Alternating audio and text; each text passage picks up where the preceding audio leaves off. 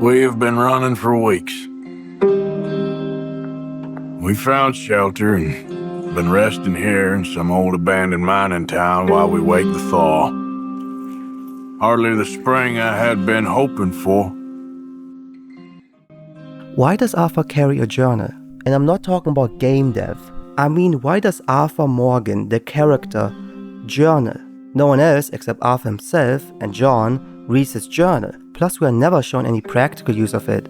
Also, and this is important, why does he draw in it? Drawing on pages can be useful. I mean, you can quickly find pages and chapters, but he doesn't need to add this much detail. I mean, just compare his drawings to John's. It's like Arthur really takes his time and gets lost in the art. He does these drawings for everything, not just the main missions, but also when a weirdo gives him like a card to lost treasures. He takes his time and draws them, for no reason. When you ride past an old broken down structure, Arthur, with no given reason, sketches it. It's almost like art attracts him in a way, like it's always near him. I mean, look at the people Arthur meets during his stranger missions. When you take a closer look at them, a lot of them are artists. Be it a freak theater found family, a down-on-his-luck circus performer, an always getting into trouble photographer, this nigga right here, and a unique and uniquely hated painter. Despite being strangers, they all somewhat link together what Arthur is as a person, being someone who's found a family in a ragtag team of people, a group or man who runs against the grain of society and thereby is belittled by it,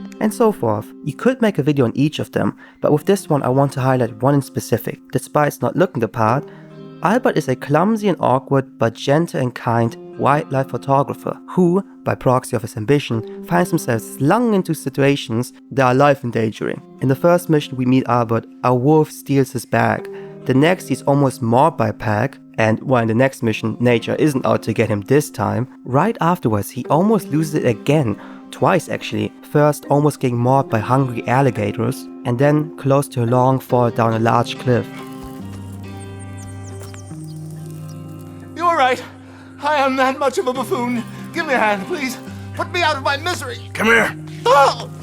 The reason he survives any of these encounters is for our protagonist, Arthur Morgan. Let me stop talking around the bush and let's get to what I want to say. Albert, in a way, is a version of Arthur, one that was handed different cards when born. When delving into this topic, we need to talk about their parallels. Both Arthur and Albert are artists, not with the same interests. One's the photographer and the other one sketches, but still. And while it may be a full-time occupation for Albert and only a side hobby for Arthur, both have an obvious passion for art and a chosen art form. Both Arthur and Albert have a passion in self-deprecation also. They don't constantly belittle themselves, but they often fall into the tendency to do so. Albert, even though we witness him being a phenomenal photographer, Although maybe I'll strike a few lucky shots.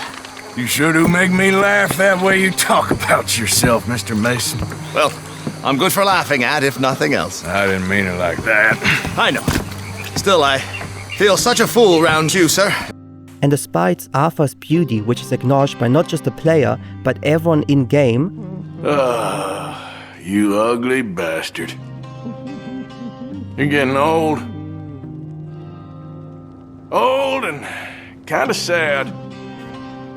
No wonder they all leave you. On top of this, both have a shared feminine side, Albert with his petite mannerisms, his pursuit in art, and his gentlemanly way of speaking. Though I doubt it. The subject is magnificent, the backdrop jaw-dropping, but the agent of beauty is a talentless fool. And Arthur with his poetic way of speaking and writing in his journal, his empathy and the soft side of him that we see sometimes. He's a man who, not so long ago, I would have found weak and pathetic. Now I see as wise and thoughtful and sensible. With these parallels in mind, I want to say both Albert and Arthur represent the ambitious but self-deprecating artists, but with an important distinction between the two, their background. Becoming an artist during 1800s America was a costly ambition, so wealth for supplies, training, school and so forth was an unwritten prerequisite. While we don't know anything regarding Albert's upbringing, you can conclude was most likely quite wealthy, and as you probably can remember, Arthur didn't have it so lucky. Born into faint memories of his by then dead mother, he grew up beaten by his father, who later died in front of him, and without a penny to his name, an environment of fellow outlaws in the height of the Wild West being his only influence in life, he grew up without ever having the option of art being more than just a hobby. In my eyes, Albert is what Arthur could have been if he had been born into a better life, in one that would have allowed his passions to flourish. This makes the parallels very beautiful to me, but the story overall, another layer tragic. When you do end up deciding to return for the money because you're a fucking psychopath, you return to the camp aflame, alongside all of Arthur's belongings. While the journey he had was kept with John, all his other belongings were destroyed. The newspaper clippings he collected, all the pictures he ever has taken, everything Arthur ever made was probably burned to a crisp. But does it matter?